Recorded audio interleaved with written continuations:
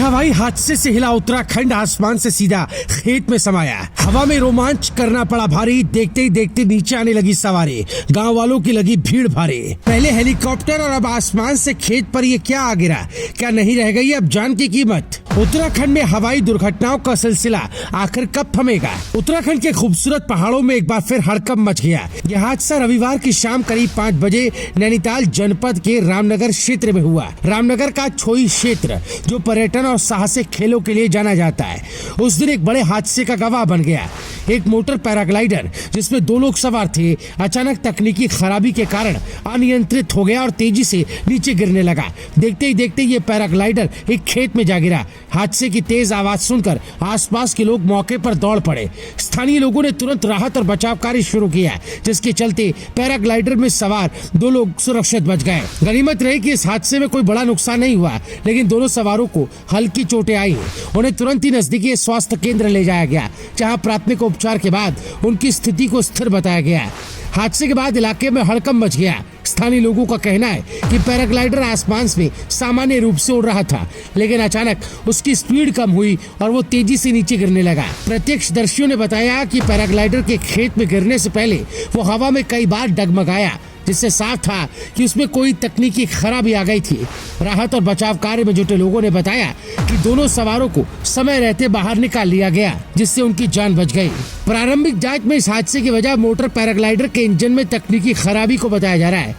विशेषज्ञों का कहना है कि उड़ान के दौरान इंजन ने अचानक काम करना बंद कर दिया, जिसके चलते पैराग्लाइडर हवा में संतुलन खो बैठा और नीचे गिर गया। मोटर पैराग्लाइडिंग एक तकनीकी रूप से जटिल और जोखिम भरा साहसिक खेल है, जिसमें इंजन और अन्य उपकरणों की नियमित जांच और रखरखाव बेहद जरूरी है। लेकिन इस हादसे ने एक बार फिर सवाल उठाया है कि क्या रामनगर जैसे पर्यटन क्षेत्रों में संचालित होने वाली पैराग्लाइडिंग गतिविधियों में सुरक्षा मानकों का पूरी तरह पालन किया जा रहा है। क्या उपकरणों की समय समय पर जांच की जाती है, और सबसे बड़ा सवाल, क्या पर्यटकों की सुरक्षा को प्राथमिकता दी जा रही है। रामनगर का छोई क्षेत्र उत्तराखंड में पर्यटन का एक प्रमुख केंद्र है। यहाँ हर साल हजारों पर्यटक साहसिक खेलों का आनंद लेने आते हैं, जिनमें पैराग्लाइडिंग सबसे लोकप्रिय है। छोई में कई निजी कंपनियां और संचालक पैराग्लाइडिंग की सुविधा प्रदान करते हैं, लेकिन बार बार होने वाले हादसों ने इन गतिविधियों की सुरक्षा पर ही सवाल खड़े कर दिए।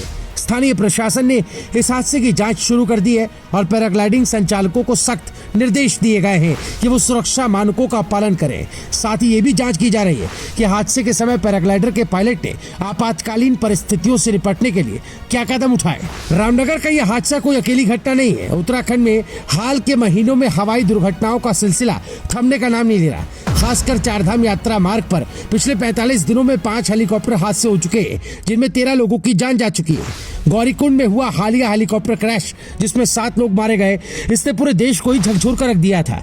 यह हादसा न केवल पर्यटकों और तीर्थयात्रियों की सुरक्षा पर सवाल उठाते हैं, बल्कि उत्तराखंड की हेली सेवा और साहसिक पर्यटन की विश्वसनीयता को भी कटघरे में खड़ा करते हैं। नैनीताल हाईकोर्ट ने भी इन हादसों को गंभीरता से लिया है। सोमवार को मुख्य न्यायाधीश जी नरेंद्र और न्यायमूर्ति आलोक मेहरा की खंडपीठ ने उत्तराखंड सरकार से सख्त सवाल पूछे। कोर्ट ने पूछा कि आखिर बार बार हादसे क्यों हो रहे हैं, हेली सेवाओं में क्या कमियां हैं, हर साल विमान और हेलीकॉप्टर क्रैश की घटनाएं क्यों सामने आ रही है। कोर्ट ने सरकार को निर्देश दिए कि वो हवाई सेवाओं और साहसिक खेलों के लिए ठोस नीति बनाए, ताकि भविष्य में ऐसी घटनाओं को रोका जा सके। कोर्ट का ये कदम स्वागत योग्य है, लेकिन सवाल ये है कि क्या सरकार इस दिशा में तुरंत और प्रभावी कदम उठाएगी।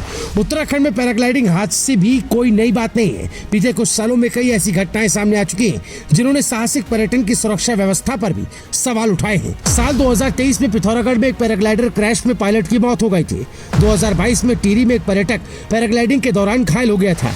इन हादसों ने बार बार ये सवाल उठाया है कि क्या पैराग्लाइडिंग संचालक उपकरणों की नियमित जांच और पायलटों के प्रशिक्षण पर पर्याप्त ध्यान दे रहे हैं। क्या स्थानीय प्रशासन इन गतिविधियों की निगरानी के लिए कोई ठोस तंत्र बना रहा है। रामनगर का ताजा हादसा भी इन्हीं सवालों को दोहराता है। उत्तराखंड जैसे पहाड़ी राज्य में पैराग्लाइडिंग और हेली सेवाएं पर्यटन का अहम हिस्सा है।